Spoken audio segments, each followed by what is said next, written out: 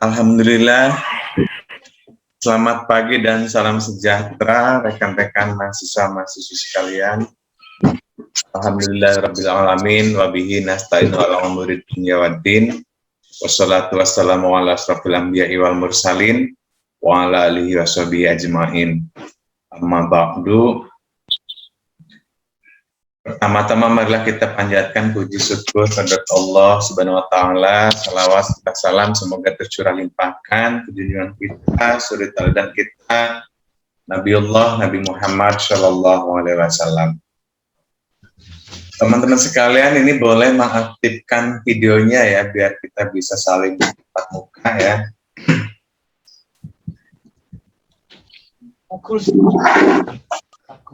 Nah, teman-teman mahasiswa-mahasiswi sekalian, seperti di awal-awal semester kita telah sampaikan bahwa metode perkuliahan kita ini hibrid, di mana hibrid ini terdiri dari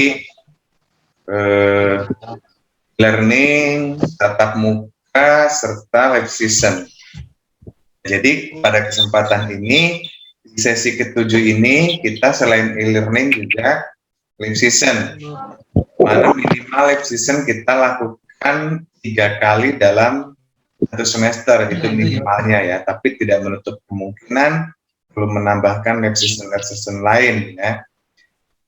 Kemudian hibrid tatap muka juga, tatap mukanya minimal 4 pertemuan dalam 1 semester, dan selama ini kita sudah melakukan tatap muka selama 2 pertemuan. Dan ini adalah live session yang kedua. Live session ini di sesi 7, mana di sesi 7 ini di sesi 7 ini kita tentu telah, mohon teman-teman di mute dulu ya biar nggak terlalu berisik. Nanti ada saatnya kita unmute untuk diskusi. Mohon di mute dulu ya. Oke, teman-teman sekalian, ini perlu dipahami oleh semua ya, bahwa dalam perkuliahan setiap mata kuliah ini seminimal-minimalnya kompetensi yang harus dimiliki dan yang harus dinilai oleh para dosen itu terdiri dari 4 secara garis besar. Ya, ini mohon diperhatikan. Secara garis besar itu terdiri dari 4.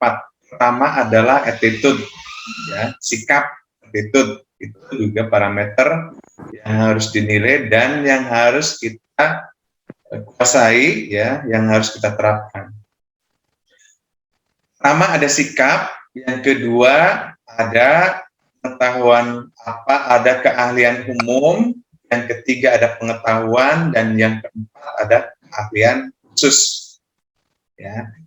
Nah, di sini tentu di mata kuliah gambar teknik ini juga sikap merupakan bagian yang kita tidak abaikan begitu saja ya, yang harus kita perhatikan. Dalam mata kuliah gambar teknik paling tidak terdiri dari sikap, pengetahuan umum, dan keterampilan khusus ya. Nah, sikap tentu teman-teman sekalian sudah paham, berarti sikap itu antaranya apa saja dan seperti apa. Kemudian pengetahuan umum, artinya di sini kita punya wawasan yang luas tentang pengetahuan gambar teknik secara umum. Kemudian keterampilan khusus, artinya keterampilan khusus di sini mahasiswa harus mampu menguasai, kita harus mempunyai kemampuan dalam membaca gambar yang dibuat oleh orang lain mampu kita maknai, ya, mampu kita interpretasikan, dan kemudian kita juga harus mampu membuat gambar.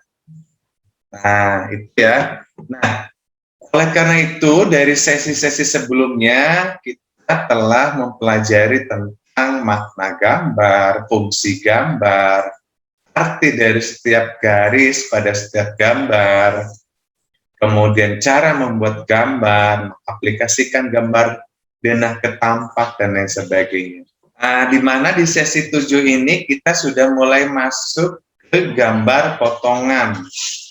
Nah, gambar potongan itu adalah suatu gambar yang menjelaskan detail secara umum suatu objek yang kita gambar ya. Nah itu yang harus tersampaikan di dalam gambar potongan.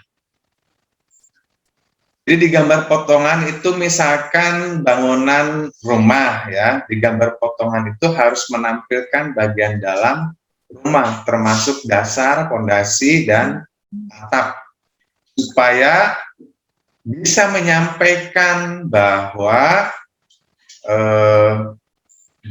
suatu bangunan itu pondasinya seperti apa, kemudian struktur penulangannya seperti apa, angka atapnya seperti apa. Nah itu diantaranya adalah informasi-informasi yang harus tersampaikan di dalam gambar potongan. Tapi ini bentuk gambar potongan itu masih dikategorikan ke detail secara umum. Kenapa? Karena harus kita buatkan kembali detail lebih spesifik. Contohnya apa detail spesifik? Fondasi. Di dalam gambar potongan, ya, potongan secara umum itu detail fondasi kurang bisa tersampaikan secara rinci.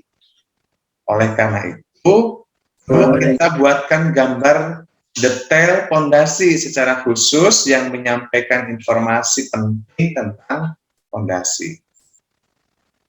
Dan juga yang lainnya, misalkan balok, kita juga harus membuat detail balok, karena di dalam gambar potongan tadi menginformasikan detail secara umum belum mampu tersampaikan secara jelas. Nah, maka biasanya kita harus buat lagi gambar detail balok. Gambar detail balok itu kita harus jelaskan dimensi baloknya, penulangannya, diameter penulangannya, dan lain sebagainya.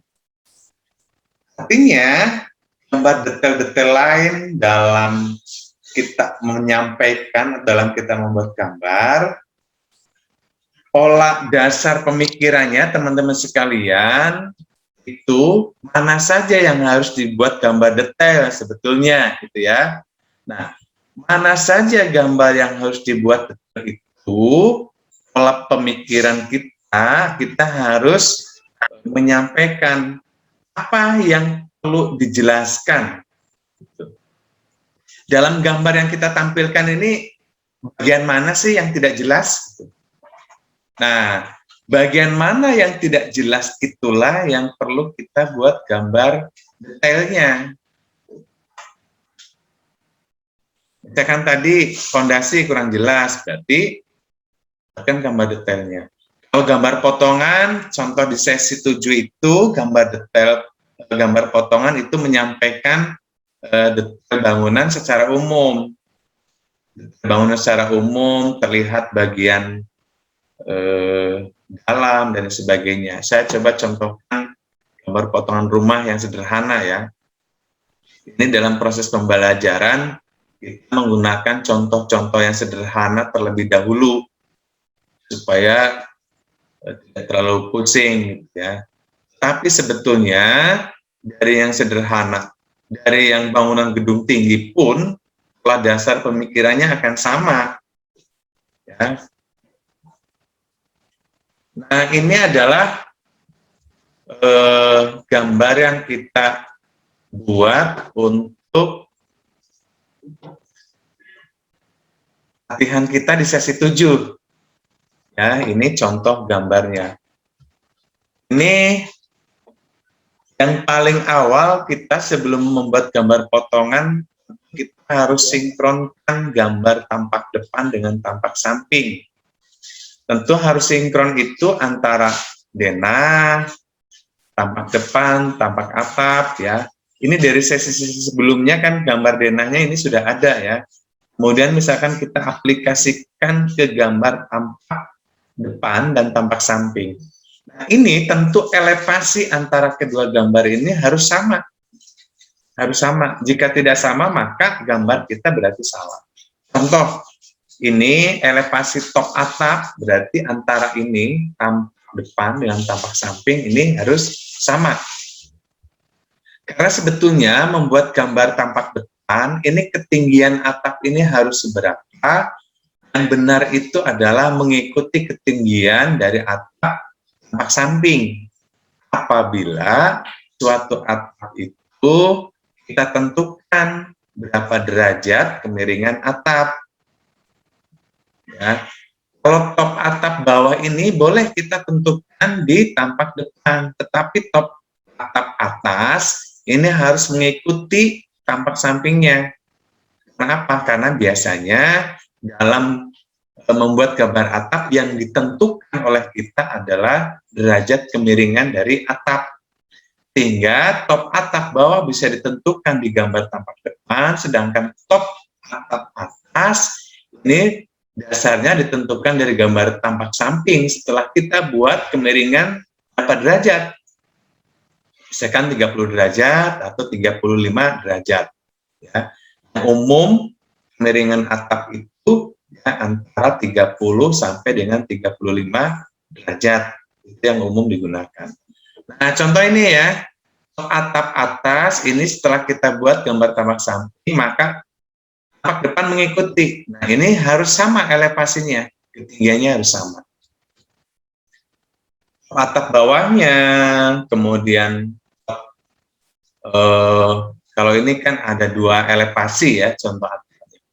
Atap bawah, atap atas bagian kedua ini juga harus sama elevasinya.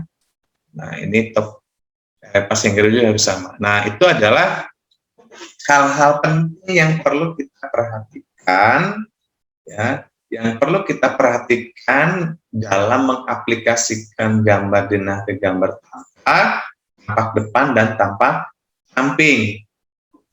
Nah, jadi dalam menentukan elevasi atau top atap, sebaiknya kita tentukan terlebih dahulu gambar tampak samping, karena tampak samping itu maksudnya adalah jika contoh atapnya seperti ini ya, seperti contoh gambar ini, maka tentukan top atap atas berdasarkan berapa derajat kemiringan atap, lalu gambar tampak depannya mengikuti ketinggian dari top atap tampak samping, karena atap tampak samping inilah yang menjadi penentu ketinggiannya, karena ketentuan kemiringan dari atap. Nah, ini secara pola dasar gambar ini ya, pola dasar dalam mengaplikasikan gambar denah ke gambar tampak, pola dasarnya adalah contohnya adalah seperti ini. Baru ditindaklanjuti oleh kita itu dari sisi arsitektur.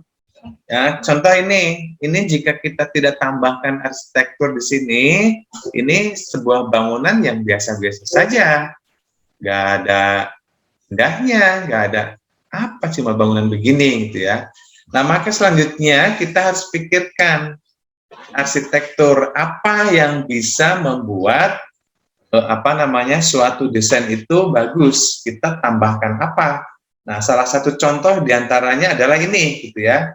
Yang awalnya seperti ini, kita desain menjadi seperti ini, ditambahkan variasi dinding, pakai nat, pewarnaannya lain, misalkan ditambah pilar-pilar, ditambah misalkan di sini ada batu alam atau keramik corak batu alam atau yang lainnya gitu ya. Nah, ini adalah fungsi arsitektur untuk memperindah suatu bangunan. Nah, teman-teman sekalian, itu tentu ya bagian penting juga dalam kita membuat desain. Arsitektur itu juga menjadi bagian penting. Jadi tadi kalau dasar-dasar mengaplikasikan gambar dari denah ke tampak kita telah pahami. Ini yang perlu ada garis itu berarti di titik mana saja, di poin mana saja. Nah, itu yang utama dulu kita buat. Setelah itu kita pikirkan arsitekturnya ya. Ini biar bagus, ini suatu bangunan itu kita perlu tambahkan apa gitu ya. Ibarat perempuan itu dandan lah, bersolek gitu. mungkin bibirnya perlu dimerahin, bibirnya ada dimerah-merahin dikit, mungkin ya, alisnya agak ditebalin dikit, gitu.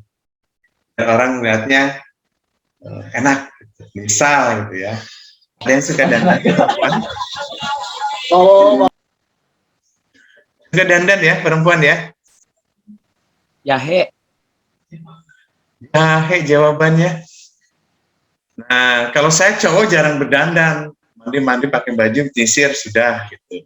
Kalau cewek mungkin sama, pola pikirnya adalah sama seperti kita membuat desain bangunan atau apapun dari sisi arsitektur. Berarti perlu kita pikirkan, ini untuk menambah keindahan dari sesuatu yang kita desain itu, perlu ditambahkan apa?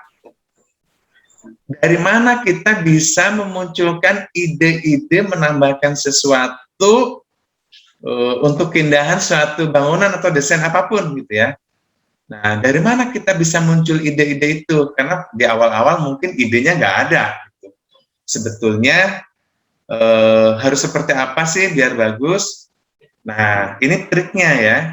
Triknya agar kita mempunyai inspirasi mendapatkan ide, suatu desain itu perlu ditambahkan apa biar bagus, berarti kita harus banyak melihat secara nyata ataupun gambar dalam literatur, ini suatu desain-desain yang kita anggap, oh ini bagus kayaknya. Nah, setelah kita menyatakan, menilai gitu ya, menilai versi kita, ini dinyatakan bagus, kemudian kita analisis. Ini sebetulnya desain ini yang membuat bagus itu apanya? Itu. Misalkan gedung, kita tentu perlu melihat-lihat gedung, baik hanya gambar saja, foto gitu ya, atau secara faktual. Ketika kita main jalan kemana melihat bangunan yang bagus, kita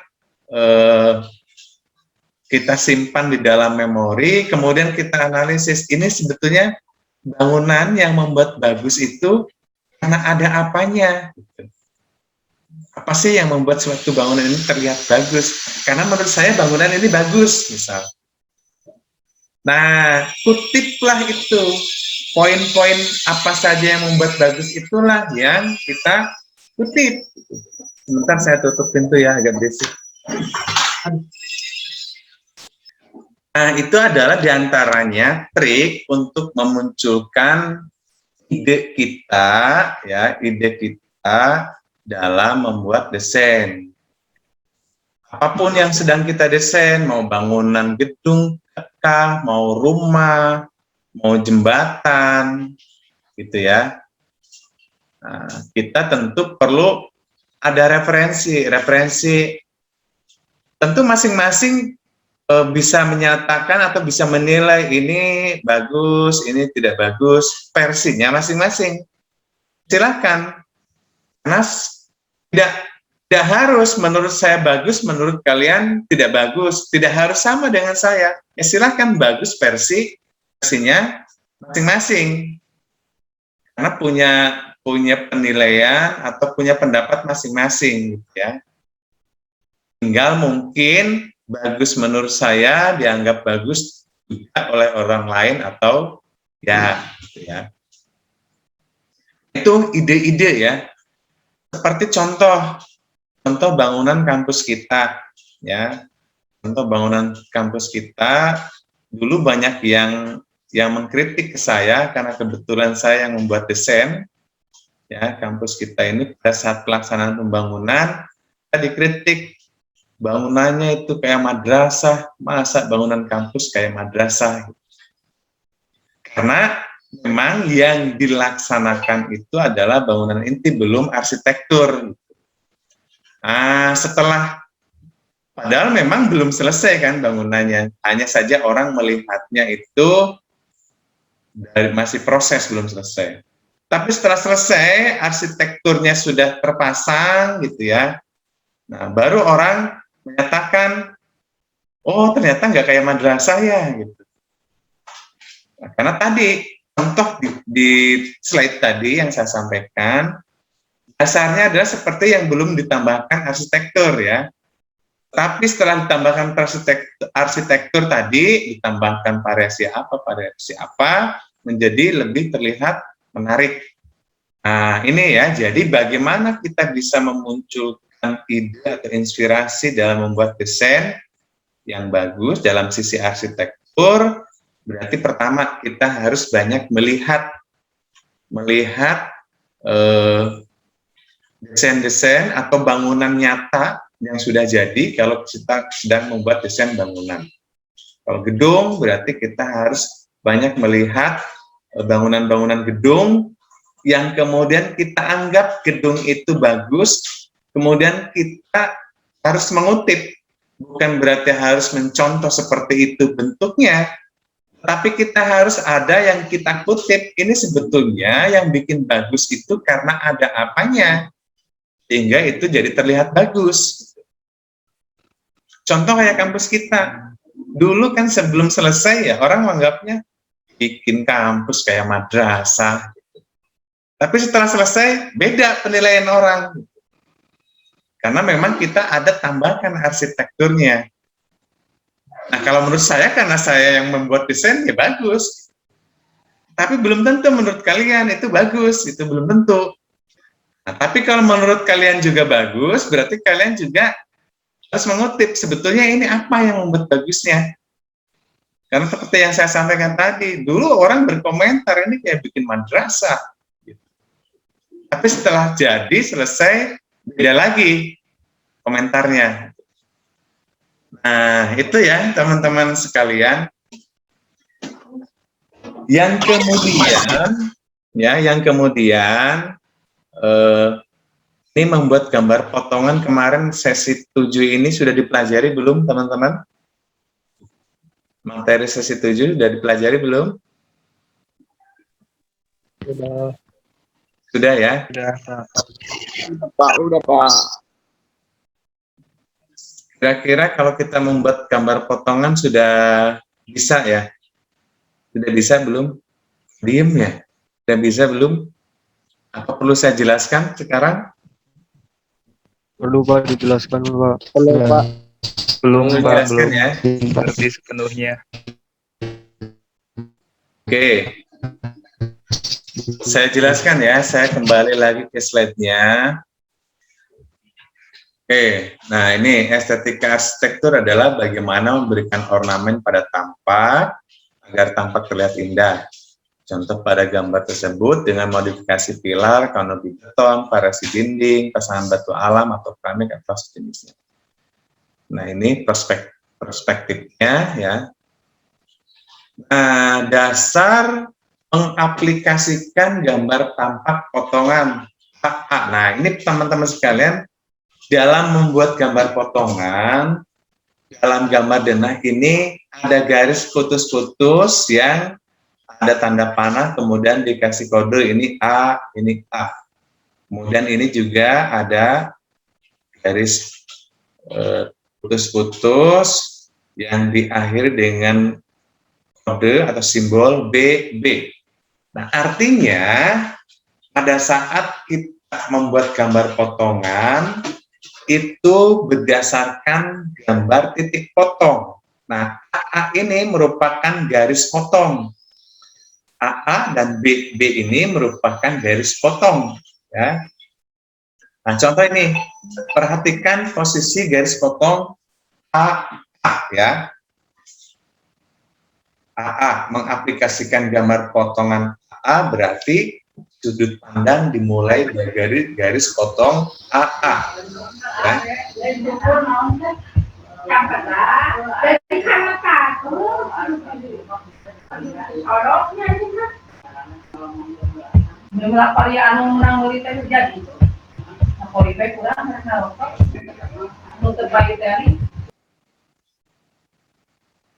Mute dulu kalau ngobrol sendiri ya.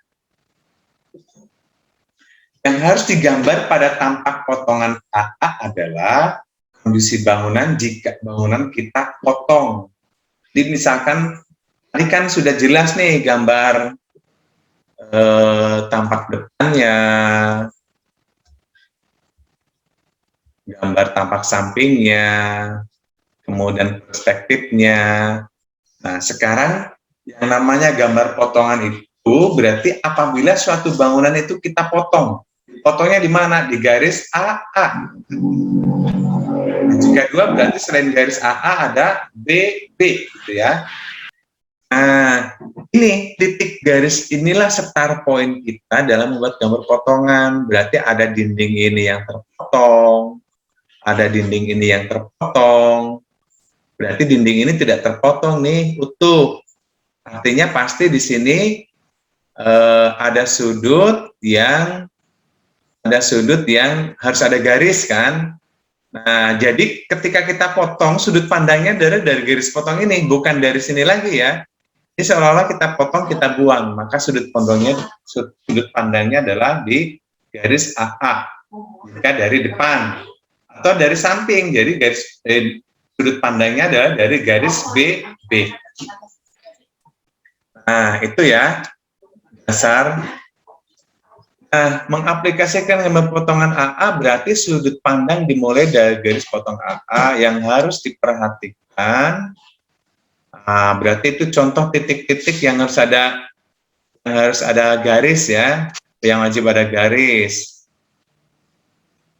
Yang harus digambar pada tampak potongan AA adalah kondisi bangunan. Jika bangunan kita potong, maka harus terlihat seluruh komponen bangunan pada posisi garis potong. Maka detail gambar atap, plafon, balok, dinding, selub, fondasi, dan lain-lain harus tergambarkan. Nah, seperti inilah contoh gambarannya. Ya, jadi dalam membuat gambar potongan ini, potongan AA tadi, ya garis AA adalah ini. Di barat bangunan tadi, silakan Zidan, bagian Zidan Pasa nih yang presentasi. Teman-teman mohon dijaga attitude-nya ya. Jadi apalagi nanti kalau kita webinar dengan pihak lain, pihak luar gitu. Ya. Mau sedang webinar, mau sedang tatap muka, ini saya mohon sekali ya, teman-teman ya. Kita lanjut ya. Nah, ini adalah contoh potongan AA dan potongan BB. Ini yang terlihat dari garis potong A ya. Nanti dari garis potong A ini terlihat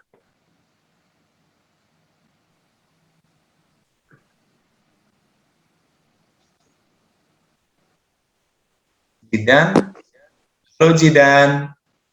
Nah, ini berarti yang terpotong adalah dinding ini ya, yang terpotong terlihat gambar potongan dinding ini ya. Berarti ini garisnya harus ada dua, ini dinding yang terpotong, ini dinding yang terpotong. Garis ini menggambarkan ini kamar tadi ya. Garis ini kamar mandi, garis ini adalah kamar belakang. Dan di bagian belakang ada jendela yang terlihat. Kalau kita perhatikan di dalam gambar denah, tadi yang kanan kiri ini, dinding ini dan dinding ini, di sini harus ada garis, ini mengartikan ini sudut di sini adalah kamar, di sini harus ada garis, di sini karena ada WC, di sini harus ada garis, di sini kamar, di sini tentu harus ada garis ya, karena ini merupakan sudut pandang yang tidak terhalang. Kemudian ini di belakang juga jendela harus terlihat. Kalau kita tarik lurus dari dinding ini, maka yang terlihat adalah yang tidak terhalangi oleh dinding kamar ini. Nah, maka gambar potongan AA menjadi seperti ini. Dan inilah yang harus terlihat sampai ke bawah ini. Ada gambar fondasi, oh fondasinya seperti ini, setelah fondasi ada selub, gitu ya. Elevasi lantai harus tergambarkan, kemudian juga atas kusen juga harus dikasih keterangan berapa ketinggiannya, ring balok juga ini harus dikasih keterangan berapa ketinggiannya, kemudian top atas kuda-kuda harus dikasih keterangan berapa ketinggiannya. Dan ini dicontohkan gambar kuda-kudanya merupakan kuda-kuda bajaringan, sehingga banyak kuda-kudanya, ada 1, 2, 3, dan seterusnya gitu ya. Nah, ini jika terlihat dari tampak depan potongan AA gitu ya. Kalau potongan BB, dasarnya pemikirannya sama. Nah, seperti ini contohnya, ada gambar, lihat gambar kuda-kuda bajaringannya. Gitu. Nah, ini adalah cara-cara pola pikir dalam membuat gambar potongan. Nah, jadi sudut pandang membuat gambar potongan adalah dari garis potong. Garis potong itu yang seperti apa? Adanya garis putus, garis tebal putus-putus yang ditandai diakhiri dengan simbol. Simbolnya boleh angka, boleh huruf, ya. Tapi pada umumnya simbolnya menggunakan huruf. Umum, potongan A, dan potongan B. Nah, itu teman-teman sekalian, kira-kira bisa dimengerti itu bagaimana kita membuat gambar potongan?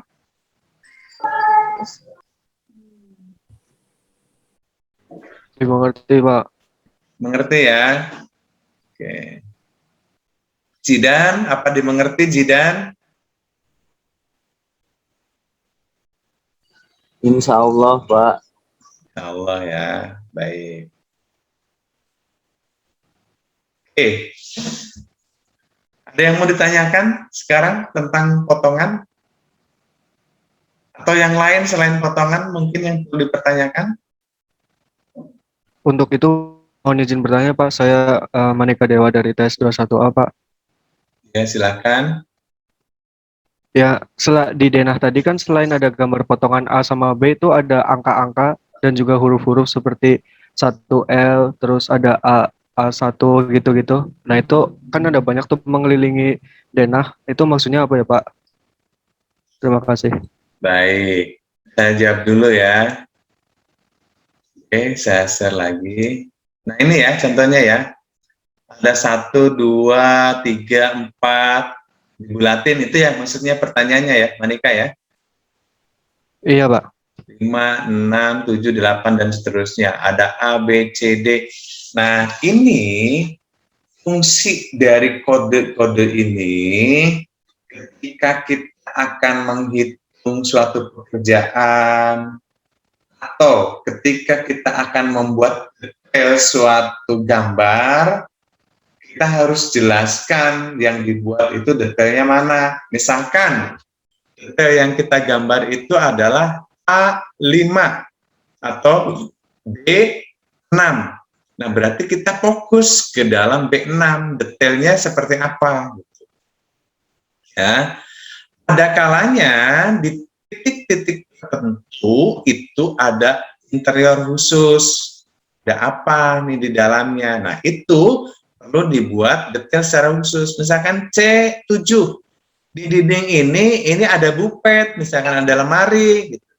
Nah, berarti di C7 digambarkan detail interiornya, lemarinya seperti apa. Gitu. Itu satu dalam mengaplikasikan gambar. Yang kedua, ini fungsinya adalah menghitung bill of quantity. Menghitung bill of quantity itu misalkan begini, A5 itu terdiri dari fondasi, pasangan dinding, jendela, pintu, seluk, ring balok, gitu ya. Nah, berarti di A5 itu volume fondasinya berapa, volume dindingnya berapa, ya, jendelanya berapa unit, dan seterusnya. Ini memudahkan untuk kita mengidentifikasi bill of quantity, ya. Yang ketiga, fungsinya ini untuk apa? Ini fungsi kontrol dan fungsi komunikasi. Misal, gambar ini sedang dilaksanakan pembangunannya pada perumahan A, misalkan. Nah, seseorang atau direksi dalam hal ini atau owner menginginkan ada perubahan desain, misalkan arsitektur di gambar tampak. Nah, berarti ini kode yang sedang kita bahas itu adalah A5. A5 itu di posisi mana, ada perubahannya. Nah, ini fungsi komunikasi. Ya, fungsi komunikasi, owner, direksi tidak harus ke lapangan, tetapi berdasarkan gambar bisa disampaikan. Ini posisi A5. Posisi A5 ada tambahan apa misalkan? Atau misalkan warnanya di A5 itu bagian apanya harus warna apa? Nah, yang selanjutnya ini fungsi kontrol pekerjaan. Fungsi kontrol pekerjaan. Tadi kalau kita sudah hitung A5 pasangan dindingnya berapa, pada saat kita sebagai pelaksana menghitung progres pekerjaan, berarti kondisi A5 pasangan dindingnya udah berapa persen, atau sudah berapa meter, gitu ya. Atau kondisi 1I, misalkan 1I itu pasangan dindingnya udah berapa meter, atau misalkan B6, dan seterusnya. Nah, itu adalah fungsi-fungsi dari kode-kode tadi. Jadi, direksi atau orang kantor bisa mengkomunikasikan secara spesifik. Jika tidak ada kode, bingung, maksudnya yang sedang dibahas itu yang mana? Belakang, samping, tengah, atau yang mana? Dinding yang itu tuh yang mana gitu. Kalau tidak sama-sama di lokasi. Misalkan di kantor gitu ya. Komunikasi dengan pelaksana di lapangan atau dengan mandor. Nah, kalau sudah ada kode dalam gambar, kita fokus sedang membahas misalkan 1I ya gitu. Nah, 1I itu ini awalnya kan begini. Owner minta ada ditambah ini misalkan. Nah, jadi jelas fokusnya. Jadi tidak bisa yang dinding. Dinding yang mana? Itu dinding yang kiri itu yang bagian mana gitu. Nah, kalau sudah ada kode di gambar tadi, jelas komunikasinya antara orang yang berada di kantor, misalkan owner yang ada di rumahnya atau di kantor, dan orang yang berada di lapangan. Nah, selain itu tadi, untuk menghitung progres pekerjaan. Nah, dalam hitung progres pekerjaan kan harus dihitung tuh, pasangan dindingnya sudah berapa persen, misalkan pondasinya berapa persen, slope-nya berapa persen, kolomnya berapa persen, dindingnya berapa persen. Nah, cara mudah mengidentifikasinya itu adalah di gambar ada kode-kode. Ya, 1I itu sudah sekian volumenya, kemudian kode mana lagi dan mana lagi, seperti apa, sudah seperti apa progresnya. Nah, itu untuk memudahkan. Kalau nggak salah saya ada lanjutannya ini ya, coba saya buka lagi ke materinya. Oh enggak ya, belum ya. Ini masih di sesi berikutnya. Nah, ini contoh konsentrasi dalam mengaplikasikan garis-garis yang harus ada gitu ya. Ini contohnya ada titik 1, 2, 3, 4, 5. Itu ya, tadi Manika Dewi ya. Manika Dewi apa Dewa? Dewa, Pak. Manika Dewa ya. Oke, silakan yang lain jika ada yang ingin ditanyakan. Ada, Pak. Silakan. Siapa? Lastri ya? Bisa ya. dihidupkan videonya? Baik, Pak.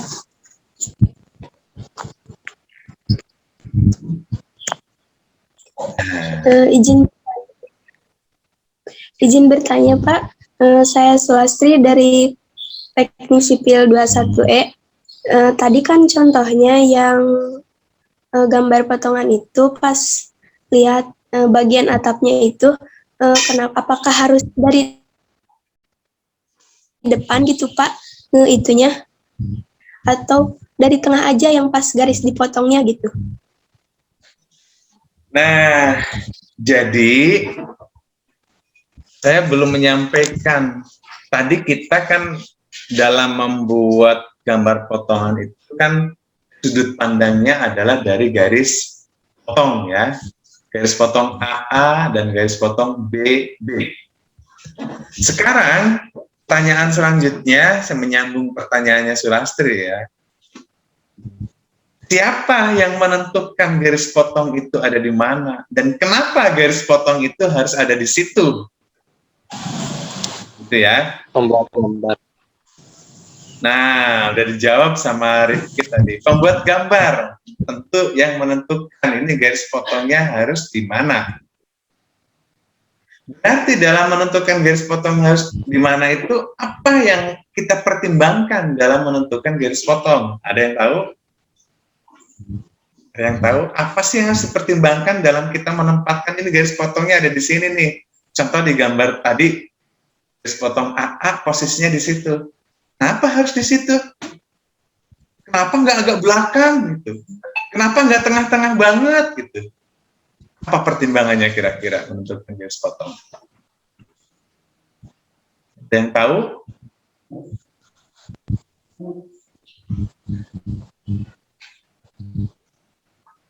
Atau melambai-lambai, nyerah? Izin menjawab, Pak. Silakan. Menurut saya untuk potongan itu akan menggambarkan sebuah detail bangunan secara menyeluruh gitu, Pak, biar nanti mempermudah tukang atau pembaca gambar yang lain.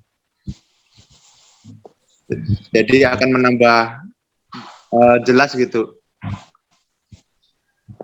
Oke, artinya menempatkan garis potong itu, kenapa misalkan di posisi situ menempatkan garis Izin menjawab, potongnya? Pak, dari Marcel. Halo, izin menjawab. Ya, silakan, Marcel. Jadi kalau menurut saya yang harus dipahami atau yang harus dipertimbangkan dalam memberi sebuah garis potong itu adalah apakah nanti pekerja atau pembaca gambar bisa memahami tempat dan garis potong yang kita berikan. Misalkan kan pada sebuah gambar tampak kamar, misalkan kita harus memberi tampaknya itu atau penjelasan garis potongnya itu lebih detail agar mempermudah pembaca gambarnya aja.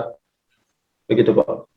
Oke, bisa diterima. Ada yang bisa menerima jawaban itu? Atau nggak setuju, bukan gitu? Silakan. Ada? Mungkin Gio Dwi Pradana mungkin punya usulan lain menambahkan? Sama, Pak, sama yang disampaikan Marcel, sama. Sama. Izin, Pak. Silakan. Saya Prandani. Izinnya saya Prandani Rahmatullah dari kelas TS 21E. Izin menambahkan ya. Kalau menurut saya untuk menentukan garis potongan itu sesuai permintaan owner ya, Pak. Segitu. Terima kasih. Sesuai permintaan owner. Oke. Ada lagi? Nah, itu menambahkan, memperjelas pertanyaan Pak. Sulastri saya. Izin menambahkan. Ya, silakan Muhammad Rafi. Izin menambahkan. Ya, perkenalkan nama saya Muhammad Rafi, izin menambahkan. Saya dalam ketentuan garis potong itu harus ruangannya yang banyak harus dilewati oleh garis potong itu, sehingga untuk memperjelas dalam pengaplikasian gambar potongan sehingga tukang bisa memahaminya dengan mudah, Pak. Berarti Jadi kalau menempatkan garis potong itu harus yang ruangannya banyak sehingga bisa lebih jelas. harus Itu, yang Pak. ruangannya Menurut banyak. Ya. Oke. Ada lagi yang punya pendapat? Izin, Pak. Pak, Assalamualaikum Silakan. warahmatullahi wabarakatuh, Pak. Izin menjawab. Silakan. Akhri ya?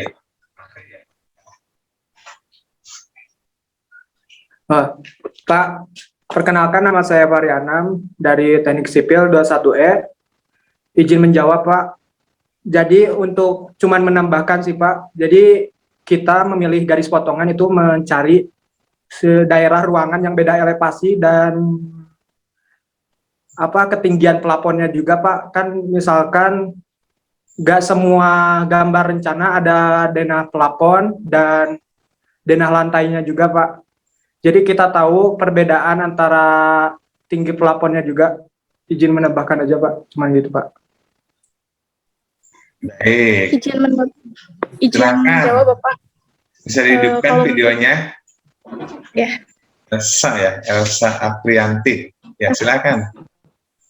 Kalau menurut saya, gambar potongan A dan B itu dibuat melalui sumbu dasar dan potongannya itu di luar sumbu utama gitu, Pak.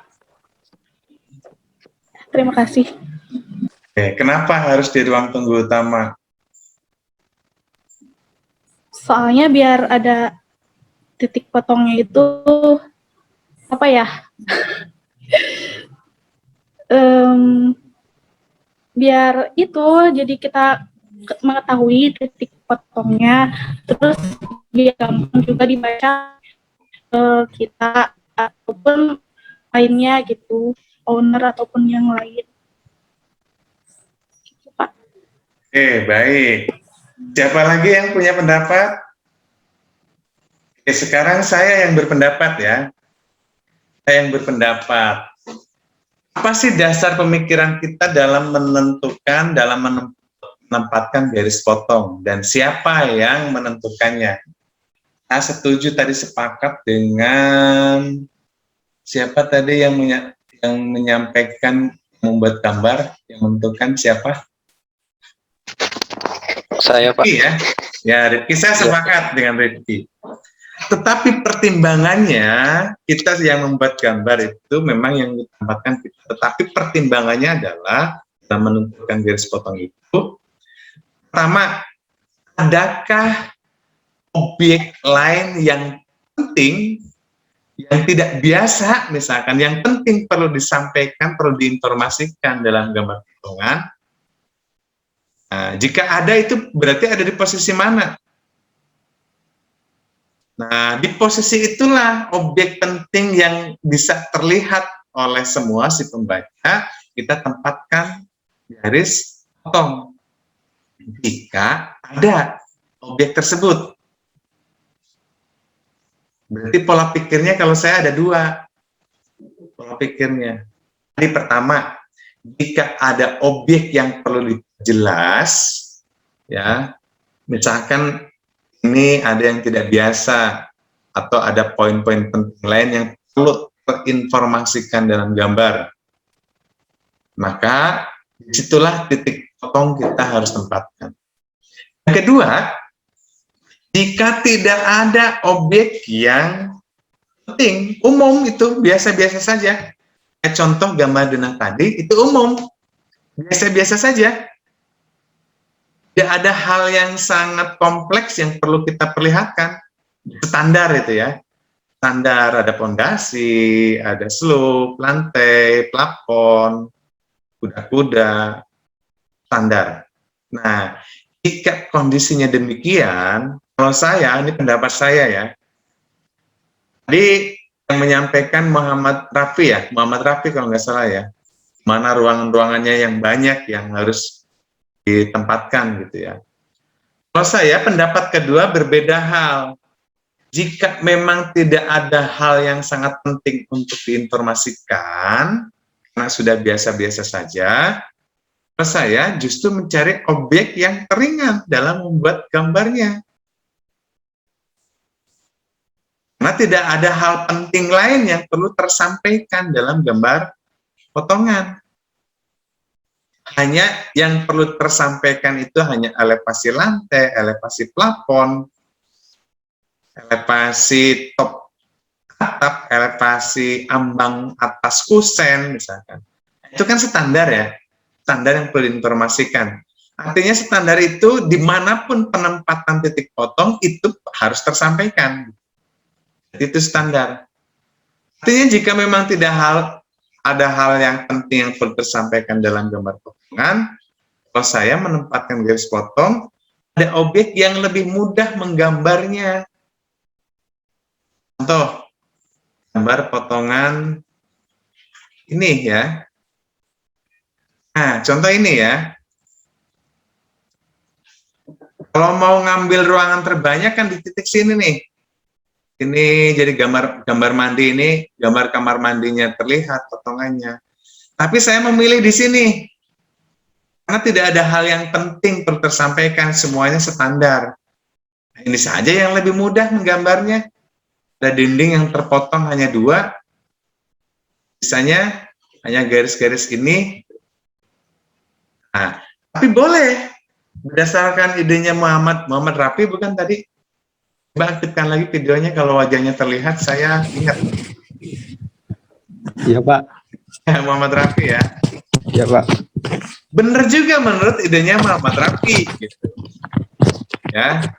Tapi kalau saya tadi ya yang lebih cepat membuat gambarnya yang mana? Toh tidak ada hal yang sangat penting yang perlu diinformasikan. Kalau ada hal yang sangat penting perlu tersampaikan, baru itu jadi pertimbangan tersendiri. Mana menentukan garis potong.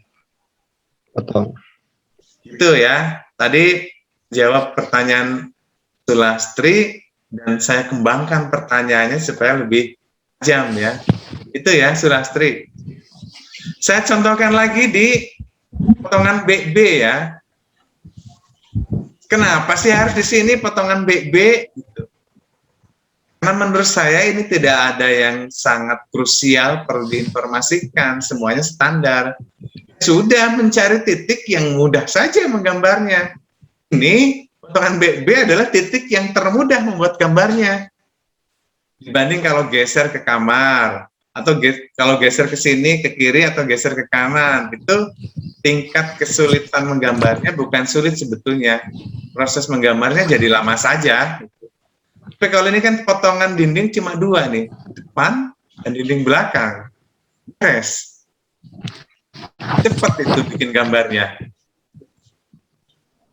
Nah, itu apabila tidak ada hal penting yang perlu disampaikan di dalam gambar potongan. Nah, itu ya. Tapi tidak harus sama sependapat dengan saya. Boleh juga seperti Muhammad Rafi. Ya, daripada kita nggak ada kerjaan, ya cari yang tersulit gambarnya, ya silahkan juga. Gitu. Boleh juga lebih menginformasikan banyak di dalam gambar potongan. Ya, jadi boleh. Tadi secara umum semua menjawabnya dengan benar ya, dalam menentukan di mana garis potong. Nah, tapi saya punya ide yang ngapain sih orang saya yang bikin gambar harus bikin yang sulit-sulit, gitu kan? Jika memang tidak ada informasi yang penting perlu kita sampaikan. Tetapi jika penting ada hal lain, misal ini di gambar dapur ya, dapur misalkan kita penting nih perlu menyampaikan informasi ini, meja dapurnya seperti apa, berarti boleh saja ini potongan AA ini digeser di sini potongannya ya. Tetapi kalau buat saya ini memperjelas hal ini kita bisa buatkan gambar detail 1I. Nah, gambar detail 1I itu pasti akan lebih jelas detail bidangnya apa sih gitu. Ada meja, berapa tinggi mejanya gitu. Dan seterusnya. Meja dapur misalkan. Itu diperjelas lagi. Nah, itu ya teman-teman.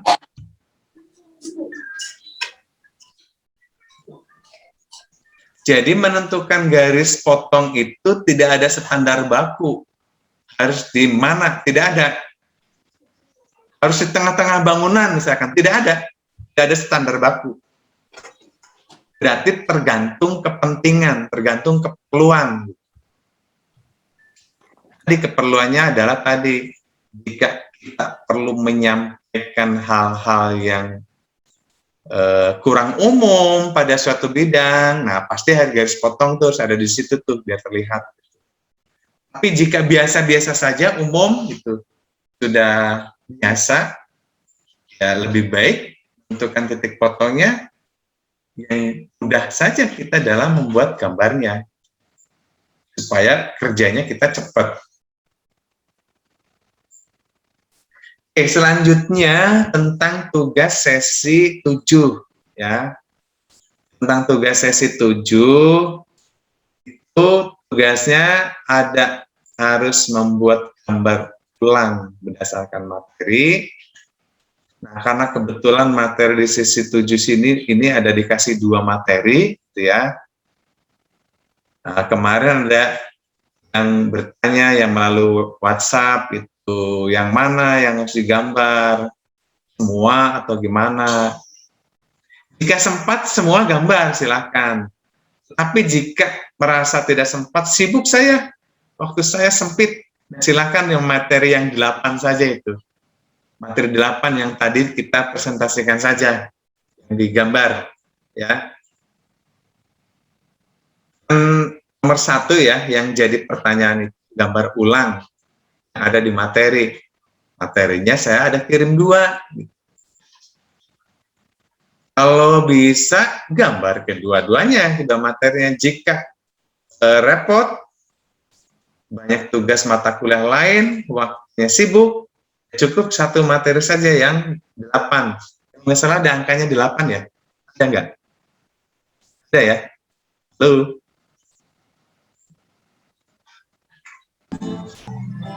Bisa, Pak. Ada ya, ada 8, ada 9, jadi materi 8 saja kalau memang sibuk ya. Materi 8, karena materi 9 itu lebih ke detail-detail gambar. Kemudian kan ada 3 ya, 1, 2, 3. Biasanya itu 3 soal ya. Yang nomor 3 itu untuk UAS, bukan untuk UTS ya. Bukan untuk UTS, tapi untuk UAS di akhir semester. Di akhir semester, teman-teman sekalian, itu juga ini UAS project kelompok ya. Di akhir semester harus membuat maket atau miniatur bangunan. Terserah bangunannya mau apa, mau masjid, mau sekolah, mau mall, mau gedung tinggi, mau rumah, terserah, silakan. Sepakati bersama dengan kelompoknya.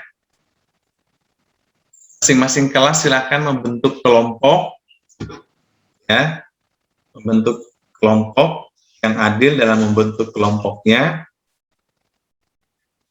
Nah, market ini dilengkapi dengan detail di idenya ya. Engineering drawing-nya lengkapi. Mulai dari sheet plan, denah, tampak depan, tampak samping, potongan, gambar-gambar detail. Jadi, karena ini bikin market juga, bikin gambarnya juga pasti banyak, maka silahkan kelompok. Silahkan kerjakan secara kelompok, karena mungkin itu juga perlu biaya juga untuk bikin market, untuk bikin miniaturnya. Jadi artinya nanti miniaturnya seperti ini jadinya gitu. Gambarnya adalah seperti ini. Saya akan mengkoreksi antara gambar dengan miniatur ini cocok belum? Sudah benar belum? Kalau belum berarti nggak lulus mata kuliah gambar tekniknya. Kalau sudah benar, ya berarti lulus. Yang lulus karena nebeng, mata kuliah gambar teknik, nebeng itu karena kelompok, gitu ya. Belum ngerti sebetulnya si A yang bikin gambar, cuman saya bantuin apa. Karena kelompok bisa dinyatakan lulus, tapi punya target harus belajar lagi. Belajar lagi kemarin kelompoknya dengan siapa, itu sudah benar. Nah, ini masing-masing kelompok harus punya tanggung jawab ya terhadap pesertanya, terhadap rekan-rekannya. Karena kalau dinyatakan lulus, harus lulus semua satu kelompok. Bisa yang satu nggak lulus, yang satu lulus. Artinya apa? Dalam satu kelompok ini, mulai dari saat ini, silakan diskusikan, belajar bersama, dalam memahami, membaca gambar, dan membuat gambar. Sehingga dalam setiap kelompok itu mempunyai mempunyai minimal pemahaman yang sama dan kemampuan relatif sama. Jadi bisa belajar bareng dalam kelompok. Pak, izin bertanya. Silakan. Untuk yang di luar kota gimana ya Pak untuk partisipasinya? Silakan diatur. Silakan diatur karena masing-masing kan diberikan tugas untuk apa gitu. Jangan di luar kota, kamu tolong buatkan gambar ini nih, misalkan. Mana diskusinya? Ya bisa melalui Zoom, bisa melalui video call bareng-bareng itu di WA, ya silakanlah. Cari solusinya, gimana kita bisa diskusi di dalam satu kelompok. Dan juga untuk pembuatan maket, ditentukan skalanya enggak Pak? Apa bebas? Ya, tentukanlah skalanya. Ya, maksudnya ditentukan sama Bapak enggak Pak? Apa bebas Tidak. dari kami? Silakan tentukan sendiri, masing-masing. Bikin marketnya yang ideal saja, artinya terlalu besar juga jangan, terlalu kecil juga jangan. Ya, yang sedang-sedang saja. Dan juga untuk gambar rencana kerjanya apa aja Pak? Apa cuma DTP aja atau dengan rencana, gambar rencana? Ya kan di ED itu detail engineering drawing itu berarti kan komplit, itu lengkap. Oh, komplit ya Pak. Iya. Saya Siap, Pak, sampaikan di ini kan DED ya. Nah, berarti lengkap tuh gambarnya tuh. Kita sambil belajar. Berarti tapi pada suatu bangunan itu harus terdiri dari apa saja. ya Pak. Apa, Berarti Liana? tapi kalau untuk gambar 3D tidak termasuk ya Pak? Soalnya DED kan tidak termasuk 3D Pak. Mau dibuatkan gambar 3D boleh. Oh. Ya kan? Zaman sekarang itu DED itu covernya 3D. Kalau saya biasanya DED itu satu bundle, covernya 3D-nya itu. Tapi kalau belum bisa itu ya nggak masalah. Pak, terima kasih Pak, infonya cukup Pak.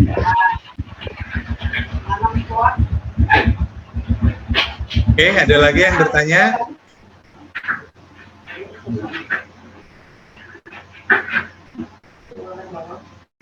Kalau udah nggak ada, kita akhiri.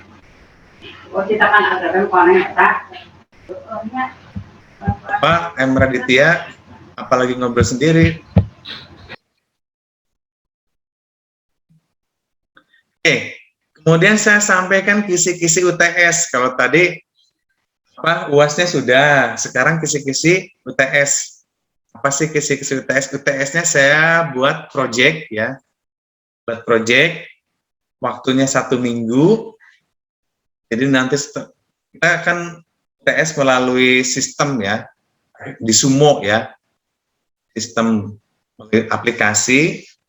Nanti setelah dibuka di Sumo waktunya 1 minggu harus selesai proyeknya.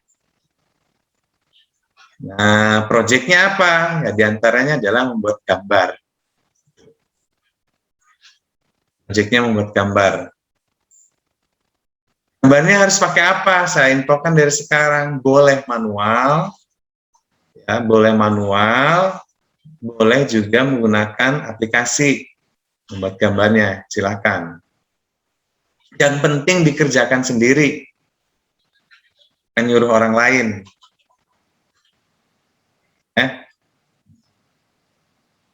Jelas ya? Ada pertanyaan? Cukup Pak. Cukup ya. Oke. Jika cukup session pada kesempatan ini kita akhiri, tapi sebelum kita akhiri saya ingin mencoba mengabsen nih satu persatu nih. Kita absen satu persatu ya. Ini kan yang hadir ada 74 nih. Saya absen dulu. Ya, hidupkan videonya. Saya screenshot Pak. dulu. Silakan hidupkan. Hidupkan ya. Nah, jadi nanti kalau ada yang tidak terabsen di sini ada nih screenshotnya. Hitung, boleh senyum ya, cheese gitu ya. 1, 2, 3. Oke. Layar kedua sekali lagi, ini ternyata ada 3 ya, 3 halaman. Sekarang mulai dari Iis Marianti dan seterusnya nih. Aku berubah. 1, 2, 3. Iis. Lagi halaman berikutnya 1, 2, 3. Iis. Halaman terakhir banyak yang belum aktif videonya. 1, 2, 3.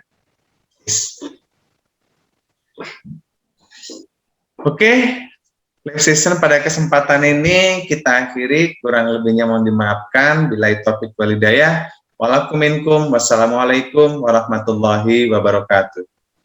Waalaikumsalam warahmatullahi wabarakatuh. Waalaikumsalam warahmatullahi wabarakatuh.